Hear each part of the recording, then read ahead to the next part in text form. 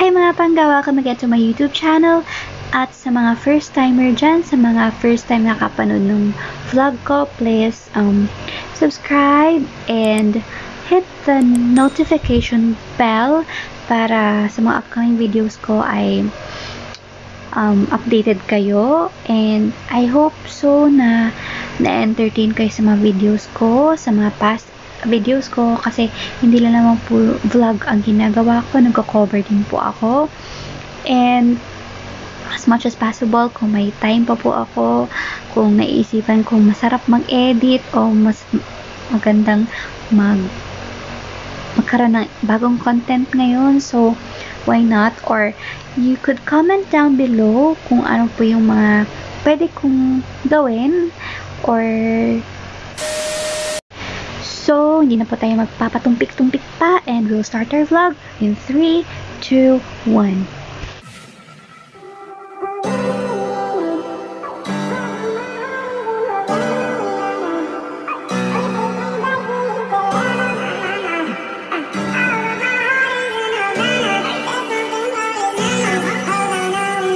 So, for today's video, guys, gabi na po ngayon. It's May 25 in the evening. It's currently 10:12 p.m. So, medyo maaga-aga pa ngayon para matulog. And kailangan ko talagang matulog ng maaga kasi may mga pupuntahan akong bukas na hindi ko nagagawa in almost 2 months na quarantine dahil dito sa pandemic na to. Pero hindi na ako nagka-complain kasi nakakatakot din talaga lumabas. So, for now, skincare routine po tayo. Pero hindi yun yung content ng vlog ko, ha. Show ko lang sa inyo yung ginagawa ko before I sleep. So, I'm putting this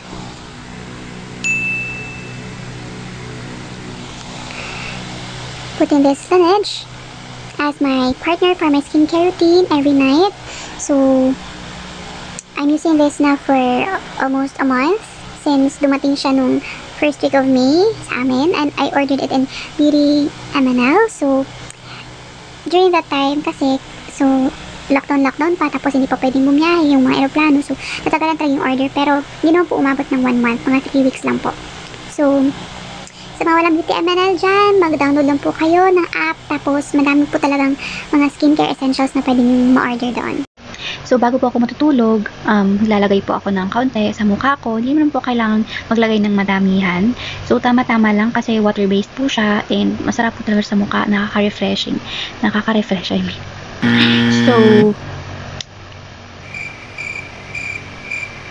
it is, marunong akong magbasa ng Hangul, pero hindi ko maintindihan siguro yung ibang words na nakalagay dito. So, never mind.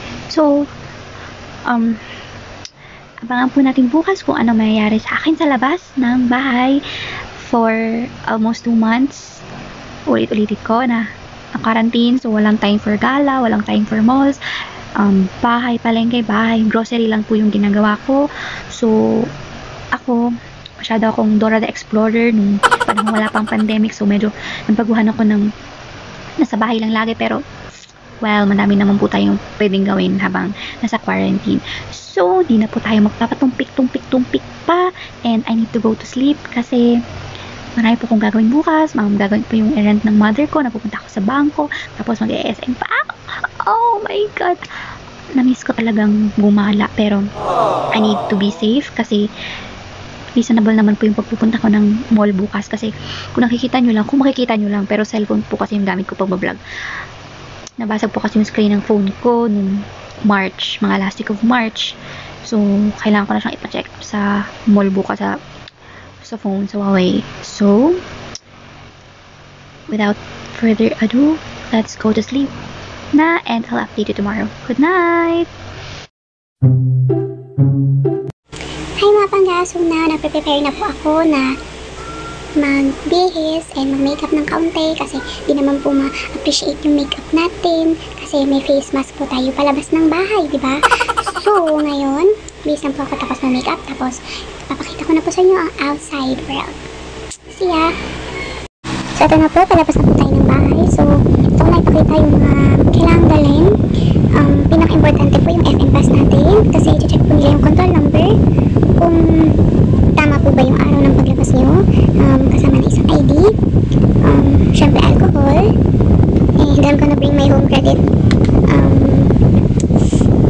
file kasi ngayon nag-crack yung cellphone ko so papacheck ko mamaya sa mall. And our face mask, never forget. And I need some shades. I'm gonna use this kasi ginagamit yung shades kapag or pag lumalabas lang sa grocery, magamit ako ng isang eyeglass para pang-protect lang ng mata ko kasi wala din naman akong face shield pero at least diba. Tapos our wallet, 2 wallets, and umbrella, of course. Umbrella kasi ang hiling ko sa labas.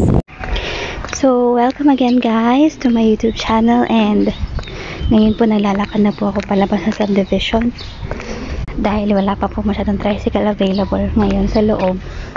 At nakikita nyo naman tahitahimik ng lugar namin. So parang Korean style lang po tayo ngayon. Naglalakad po tayo palabas.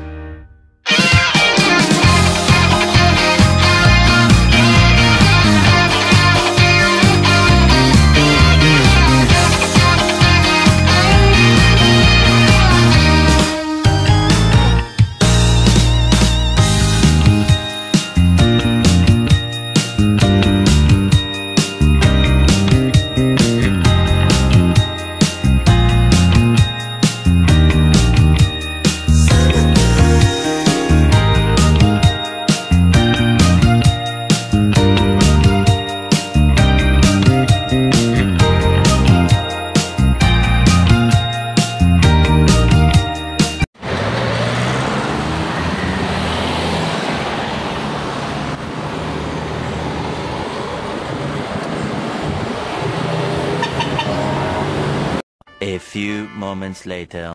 Mukhang kanina pa po ako nakatayo dito naghihintay ng jeep. Di ko man lang alam anong sasakyan ko. One eternity later.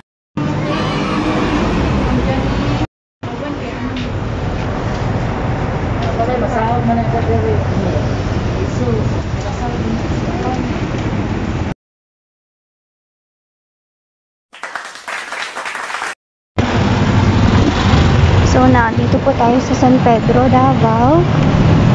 And pupunta na po ako ng SM.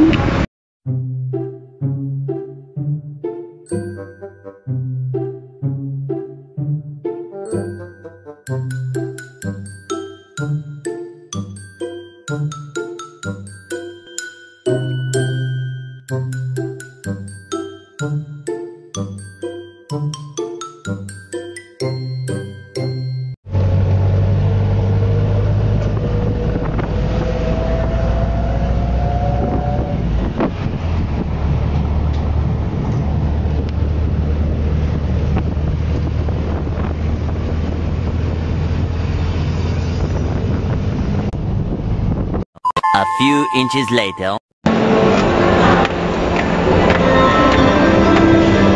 So, we're going up now. Dito na po ako sa SM Annex. Check ko po yung phone ko kung ano na po nangyari. Check ko po kung under siya ng insurance kasi pin-home credit ko lang yung phone ko noon. So, dito na ba tayo? Off ko po muna. See you later. Nasa SM na po talaga ako.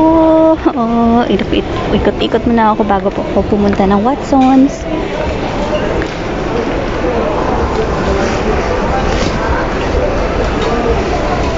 Let's look for some pillows.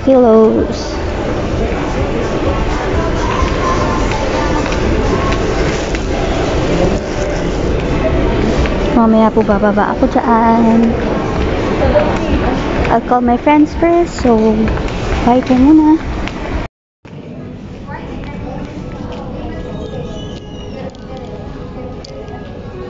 Sarap na po mag-beach, pero hindi pa po pwede. Ang ganda-ganda ng mga swimsuit.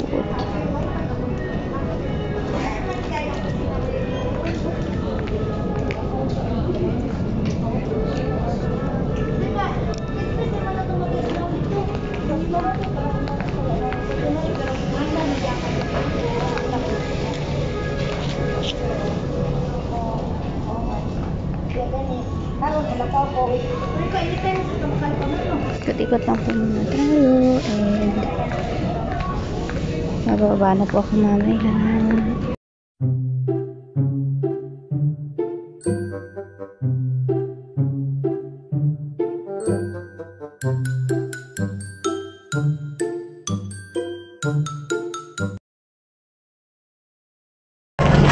Mga panahon ng Christmas, dito ako bumibili ng mga t-shirts. Just kano lang, 199.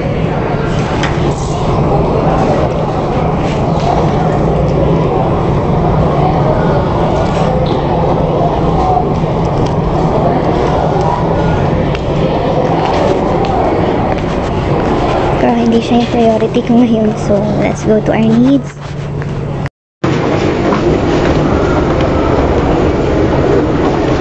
Hawakan lang din natin muna yung handle kasi baka mahulog tayo. Hawakan mo lang siya, huwag kang bibitaw. Hindi katulad ng ginawa niya sa'yo, bumitaw siya. Oh, yeah, I can see na.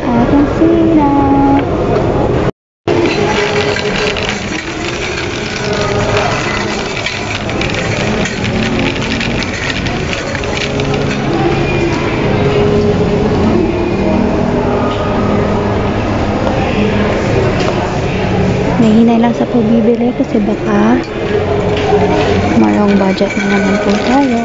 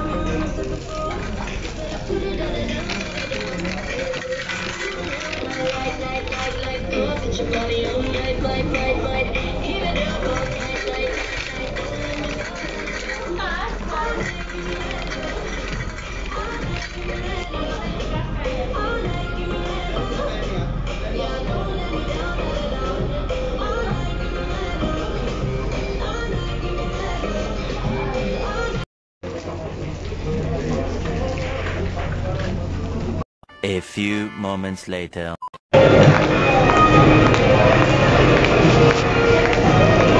So, pupunta na po tayo ngayon ng Watsons. Nagasto na naman po tayo doon.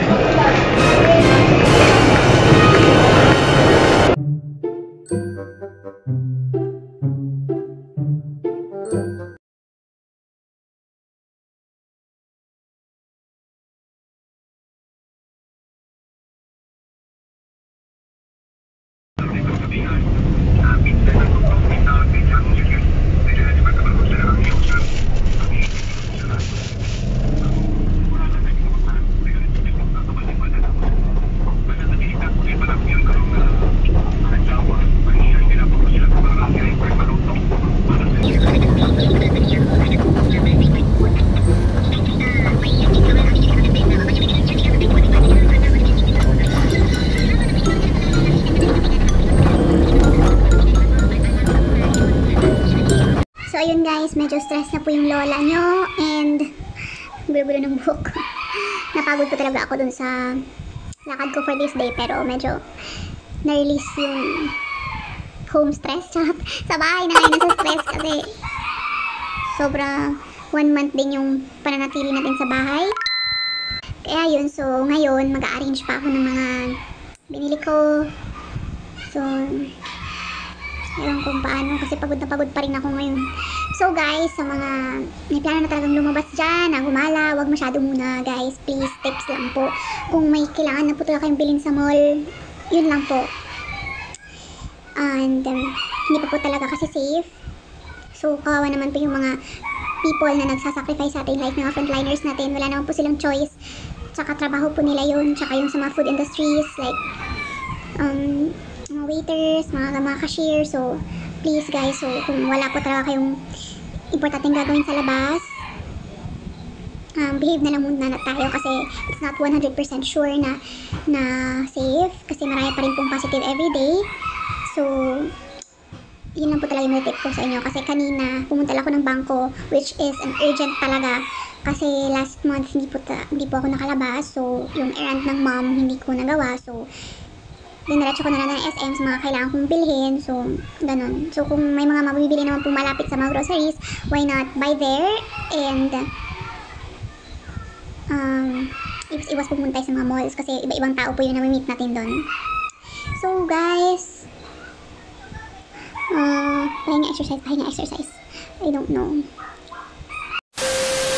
천진 나만 청순 가련 새침한 척 이젠 지쳤나 그잖아